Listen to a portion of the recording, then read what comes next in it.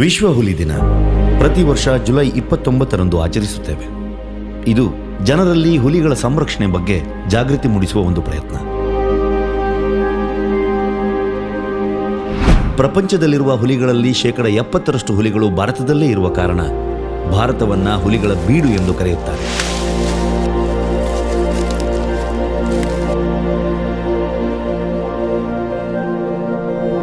ಸಾವಿರದ 1900ರ ಅಂದಾಜಿನ ಪ್ರಕಾರ ಜಗತ್ತಿನಲ್ಲಿ 1 ಲಕ್ಷ ಹುಲಿಗಳಿದ್ದವು.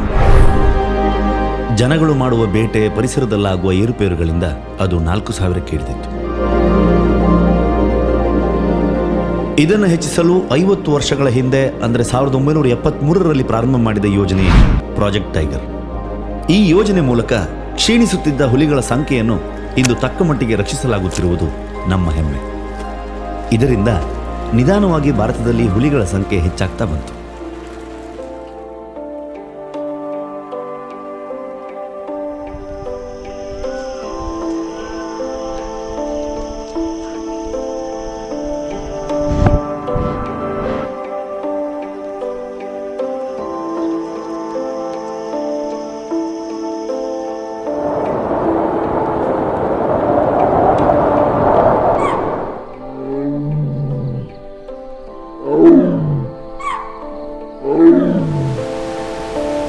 ಕರ್ನಾಟಕ ಹುಲಿಗಳಿಗೆ ಸ್ವರ್ಗ.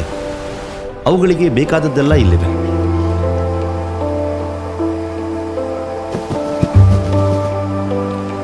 ದಟ್ಟವಾದ ಕಾಡು, ಬೇಟೆಗೆ ಬೇಕಾದ ಪ್ರಾಣಿಗಳು, ಶುದ್ಧ ನೀರು. ಕರ್ನಾಟಕದಲ್ಲಿ ಕಠಿಣ ರಕ್ಷಣಾ ಕ್ರಮಗಳನ್ನು ಹೊಂದಿರುವ 5 ಹುಲಿ ರಕ್ಷಣಾ ಧಾಮಗಳಿವೆ.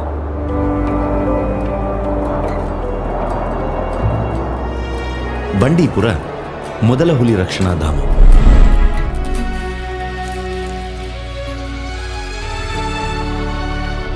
ಬಿಳಿಗಿರಿ ರಂಗನಾಥ ಸ್ವಾಮಿಯ ಬೆಟ್ಟ ಪಶ್ಚಿಮ ಮತ್ತು ಪೂರ್ವ ಘಟ್ಟಗಳನ್ನು ಸಂಪರ್ಕಿಸುವ ಮೀಸಲು ಪ್ರದೇಶವಾಗಿದೆ. ಇದು ನಮ್ಮ ಬಿಳಿಗಿರಿ ರಂಗನಾಥ ಸ್ವಾಮಿ ಹುಲಿ ರಕ್ಷಣಾ ಧಾಮ. ಕಾಳಿ ಹುಲಿ ಸಂರಕ್ಷಿತ ಪ್ರದೇಶ ಹಾಗೂ ಅಭಯಾರಣ್ಯ ಅತ್ಯಂತ ಹೊಸದಾಗಿದ್ದು ಕಪ್ಪು ಚಿರತೆಗಳಿಗೆ ಹೆಸರುವಾಸಿಯಾಗಿದೆ. ಕರ್ನಾಟಕದ ಭದ್ರಾ ನದಿಯ ಉದ್ದಕ್ಕೂ ಪಶ್ಚಿಮ ಘಟ್ಟಗಳ ಸಾಲು ಇದೆ. ಇಲ್ಲಿರುವ ಭದ್ರಾ ಹುಲಿ ರಕ್ಷಣಾ ಧಾಮ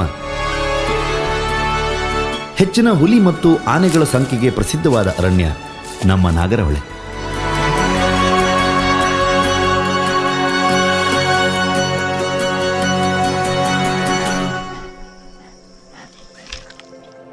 ನಾಗರಹೊಳೆ ಒಂದು ಅನ್ಯ ಜೀವಿಗಳ ವಿಸ್ಮಯ.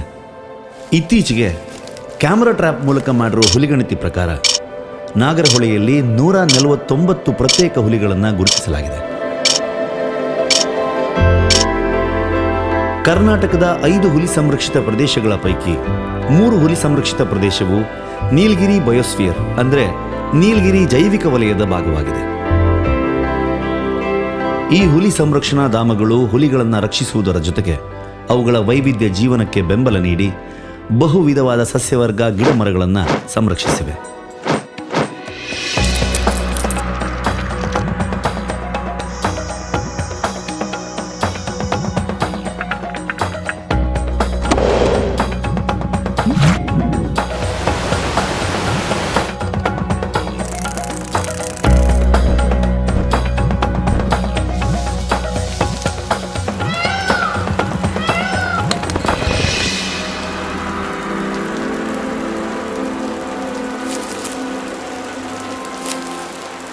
ಈ ಜೀವನದ ಜಾಲದಲ್ಲಿ ನಮಗೆ ಬೇಕಾದ ಶುದ್ಧ ನೀರು, ಉಸಿರಾಡಲು ಶುದ್ಧ ಗಾಳಿ, ಮೂಲ ಪ್ರಕೃತಿಯ ವ್ಯವಸ್ಥೆಯ ಸೇವೆಯನ್ನು ನಾವು ನಮ್ಮದೆಂದು ಭಾವಿಸಿದ್ದೇವೆ.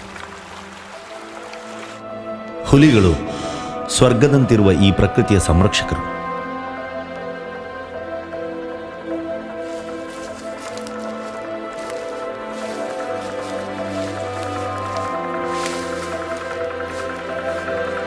ಈ ಹುಲಿಗಳ ಸಂರಕ್ಷಣೆ ನಮ್ಮೆಲ್ಲರ ಹೊಣೆ.